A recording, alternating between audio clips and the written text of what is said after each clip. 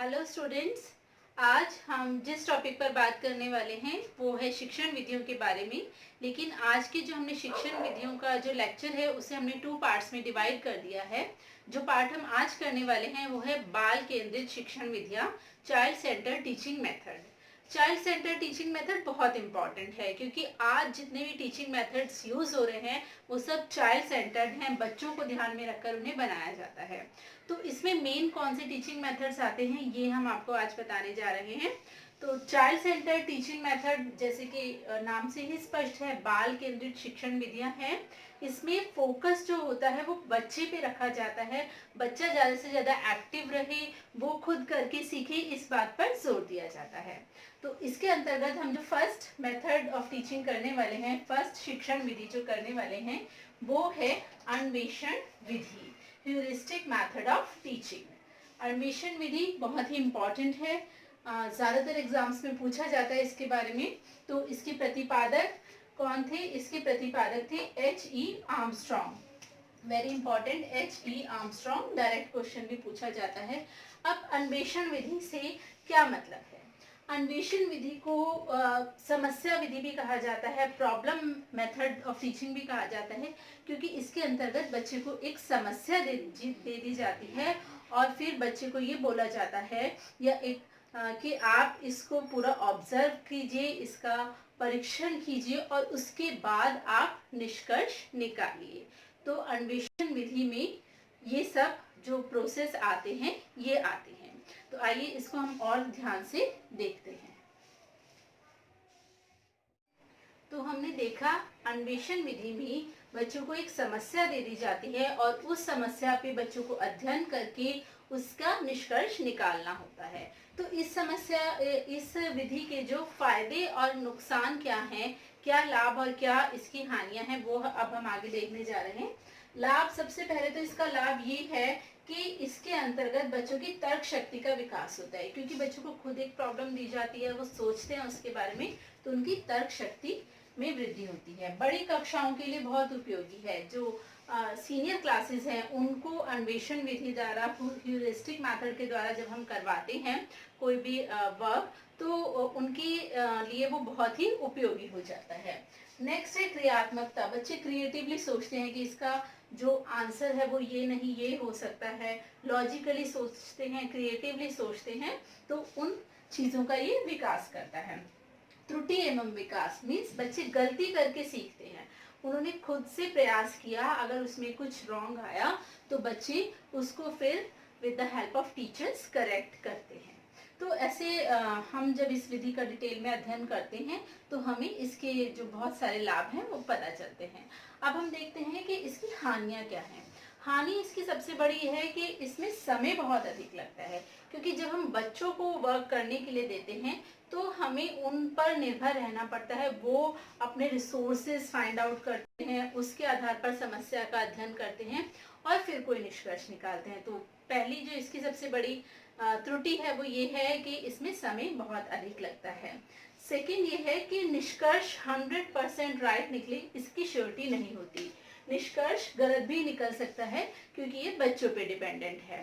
तो एक तो समय अधिक लगता है और निष्कर्ष गलत निकलने की संभावनाएं बहुत अधिक बढ़ जाती हैं। लेकिन सबसे इम्पोर्टेंट ये है कि ये बाल केंद्रित शिक्षण विधि है, अन्वेषण विधि।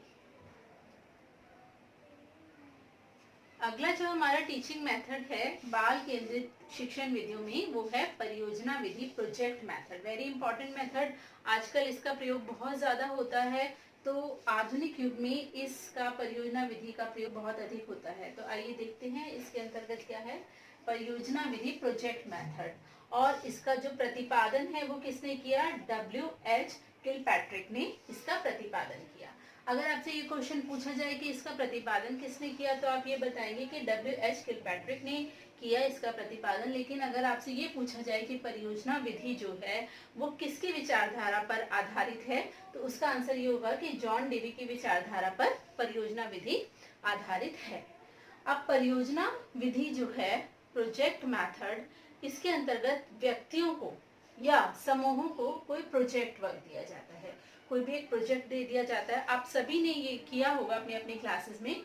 इसके अंतर्गत बच्चों को किसी भी एक टॉपिक को समझने के लिए एक प्रोजेक्ट दिया जाता है। अब उस प्रोजेक्ट के अंतर्गत क्या आता है? प्रोजेक्ट के अंतर्गत आता है मॉडल बनाना, बिल्कुल मॉडल बनाना आता है, कहानियां कहना, और जो नाटक आदि करना आता है इसके अंतर्गत, नाटक। और किसी भी तरह का प्रोजेक्ट मॉडल बनाना, तो आप ये इस तरह के प्रोजेक्ट फाइल्स बनाना आता है।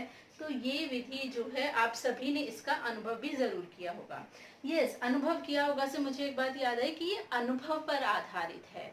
तो अनुभव पर आधारित ये एक शिक्षण विधि है। अब इसके लाभ क्या क्या है? इसके लाभ वही है, क्योंकि ये चाइल्ड सेंटर्ड विधि है, तो बिल्कुल इसमें क्या है, बच्चों की जो क्रियात्मकता का विकास होता है, क्रियात्मकता का विकास होता है, स्वतंत्रता मिलती है बच्चों को कोई भी कार्य करने के लिए, तर्क शक्ति का विकास होता है, तर्क शक्ति का विकास होता है, और जो लीडरशिप क्वालिटीज हैं बच्चों की वो बाहर निकलकर आती है, नेतृत्व शक्ति का विकास होता है, नेतृत्व क्षमता का विकास होता है। और इसके अंतर्गत जो त्रुटियां हैं इसमें, वो त्रुटियां हम ये इसके अंदर फाइंड आउट कर सकते हैं कि जो बच्चे थोड़े स्लो होते हैं, थोड़े वीक होते हैं, थोड़े डल होते हैं, उनको इस विधि में उतना एक्सपोजर नहीं मिल पाता, क्योंकि ये जो ग्रुप बना होता है ये बच्चों का ग्रुप बना होता है और उन्हें स्वतंत्रता होती है खुद कार्य करने की, तो वो बच्चे कहीं ना कहीं पीछे रह जाते हैं। और कई बार ऐसे होता है प्रोजेक्ट देते समय सही ग्रुप बनाना भी टीचर पर निर्भर करता है।